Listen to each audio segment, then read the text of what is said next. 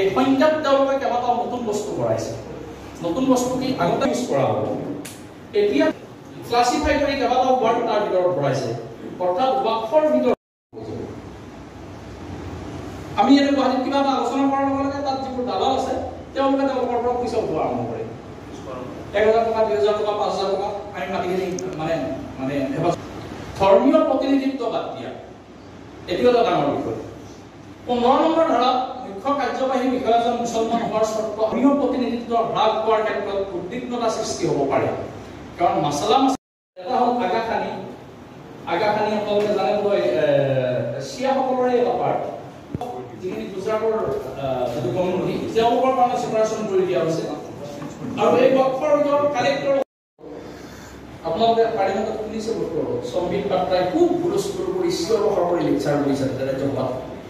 তেওঁ কৈছে যে চৌদি আৰবত নাই, এক্সেপশ্যন ক্লিয়াৰ হ'ব লাগিব। ৱাকফ যেহেতু ইছলামৰ এটা নিয়ম, इस्लामर एटा पार्ट। देखिए, जब से ये एक्ट पास हुआ है वक्फ अमेंडमेंट एक्ट 2025, उसके बाद से असम के अलग अलग ऑर्गेनाइजेशंस और कई लोग हम लोग के टच में हैं और वो कह रहे हैं कि गुवाहाटी बेस्ड एक प्रोग्राम होना चाहिए जहाँ पे आप बाकायदा इस एक्ट को कैसे हम लोग इसके प्रोटेस्ट को डेमोक्रेटिकली और लीगली कैसे आगे ले जाए उस सिलसिले में, तो उसी को लेकर आज ये मीटिंग दिया गया है। और इसमें असम के हर ज़िले से लोग हैं और आपका जो है वो हर ऑर्गेनाइजेशन जमात इस्लामी आमसून हर ऑर्गेनाइजेशंस के लोग इसमें मौजूद हैं। तो और इसी के ऊपर डिस्कशन कर रहे हैं, अभी मीटिंग आगे चलेगा। आज डिसीजन लिया जाएगा कि कैसे जो है एक अवेयरनेस पूरा वक्फ प्रॉपर्टी के ऊपर, कितने वक्फ प्रॉपर्टी है, कितने से दूसरे के पोजीशंस में है, कैसे इसको बेदखल मुक्त करना है, कैसे वक्फ के ऑब्जेक्टिव को लेके आगे चलना है, इस सिलसिले में जो है वो करना है।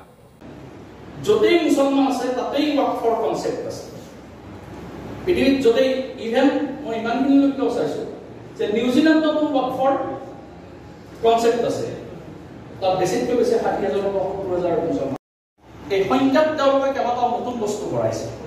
নতুন বস্তু কি আগতে ইউজ কৰা হ'ব, এতিয়া ক্লাছিফাই কৰি কেইবাটাও ৱাৰ্ড তাৰ ভিতৰত ভৰাইছে, অৰ্থাৎ ৱাকফৰ ভিতৰত আমি এনে গুৱাহাটীত কিবা এটা আলোচনা কৰাৰ লগে লগে তাত যিবোৰ দালাল আছে তেওঁলোকে তেওঁলোকৰ পৰা পইচা উঠোৱা আৰম্ভ কৰে। 1,000 টকা 2,000 টকা 5,000 টকা আমি মাটিখিনি ধৰ্মীয় প্ৰতিনিধিত্ব বাদ দিয়া, এইটো এটা ডাঙৰ বিষয়। 15 নম্বৰ ধাৰাত মুখ্য কাৰ্যবাহী বিষয়াজন মুছলমান হোৱাৰ চৰ্ত ধৰ্মীয় প্ৰতিনিধিত্ব হ্ৰাস হোৱাৰ ক্ষেত্ৰত উদ্বিগ্নতা সৃষ্টি হ'ব পাৰে।